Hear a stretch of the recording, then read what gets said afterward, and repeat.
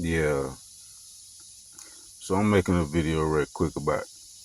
Really, it's gonna be about this gang culture a little bit, and but I put Julio Fulio in the title. It all ties into each other. So mainly to the youngsters too. This gang culture been pushed on the young black males for a while now. I mean, ever since I was younger. Now that I'm thinking about it, it first started out when way back early '90s. You had the movies Colors. You had Ice-T. You had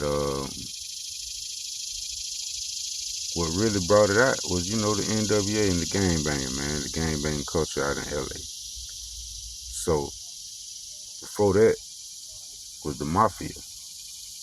You know what I'm saying? Idolized 70s, 80s. And when the 90s came, they brought in the gang banging out LA, the Crips and the Bloods. And for a while, if you go look up some of them underground records from them record labels, they went out to the West Coast, specifically signing all these gang banging artists, Reds and the Blues, against each other. There's so many gang banging records from the 90s that you have to go look them up. So, it went through all that. That's a whole nother story. But fast forward to nowadays, it went to Chicago, and now it's even more gangs. You know what I'm saying? You don't really too much. You just not starting about to hear about Bloods and Crips. But all King Von and Lil Durk and them, that's all a whole nother kind of gang. So that thing got pushed on. On top of that, the drill music. You know, they rapping about killing, they actually killing, they filming, they talking about it. They just it's disrespecting the dead. It's a whole nother level now. So it's always some kind of agenda getting pushed on through the music. They say imitate what's going on in real life, but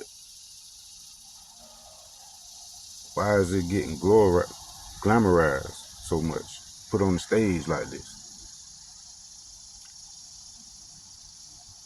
These polices be knowing these kids when they go kill each other. You know what I'm saying? They be knowing they let it go on, all that kind of stuff, man. So for us, Julio Fulio, he was just, I ain't gonna say he was a fool. He made some mistakes, of course. But for one thing, it ain't nothing. In Florida like a big old city almost. You can wake up in Jacksonville and, man, I'm gonna go dip and chill in Tampa today. You can be there in no time and you can hang out. And you can come by to Jacksonville. So it ain't hard for somebody from Jacksonville to be like, okay, he say he in Tampa, let's go and slide down there. I know somebody that happened to. He had money on his head. He went to Orlando. He on live.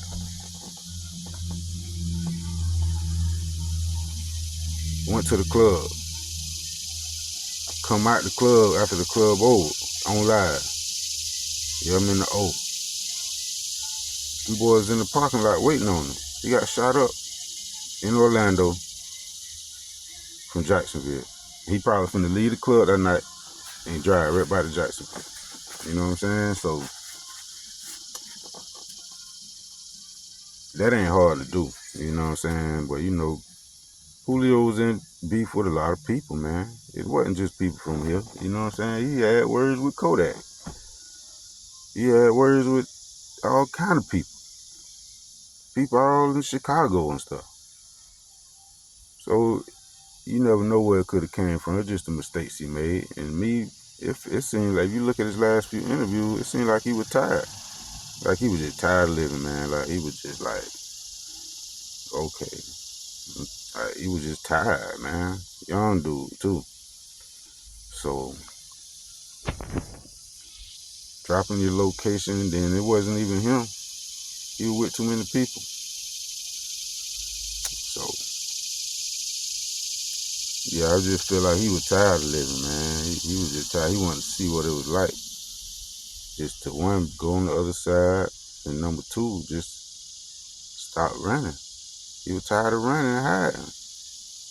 You know, this dude did a lot of talking in the music. You know what I'm saying? I don't know him personally, so I really don't know how he was. But I know one thing: he probably the type who always had to be around somebody. You know, there's some people in this world they can't. It killed them to be by themselves for 2 hours.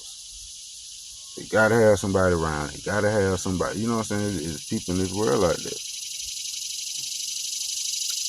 So you know that's probably what kept him going. But every time he get by himself, he just couldn't take it. What was going on in his head? So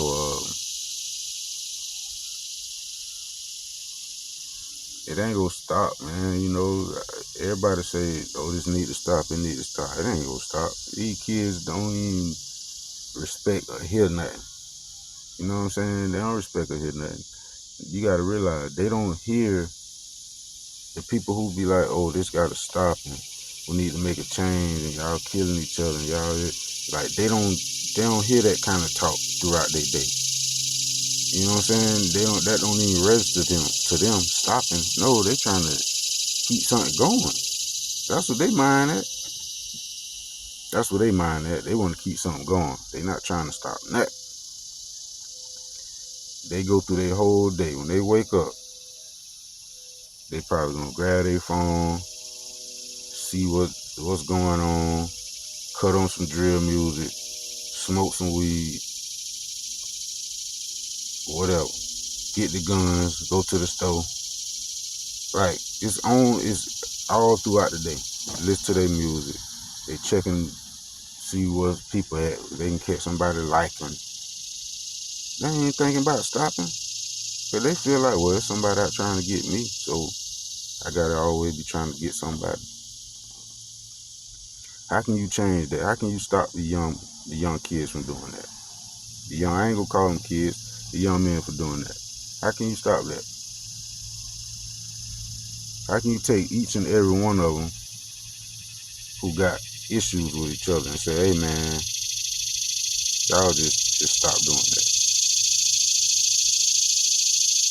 It ain't gonna happen. I don't see it happening that easily.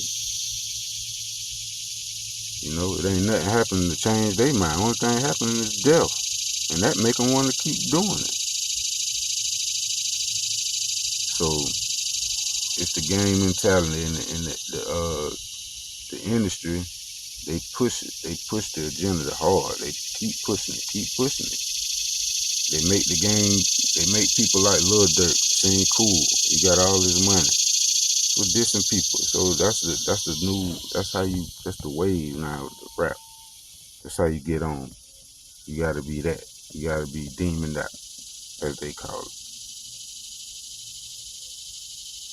So that's just my little take on it. You know what I'm saying? It's so much he could have did, and I don't really think he had the money like that.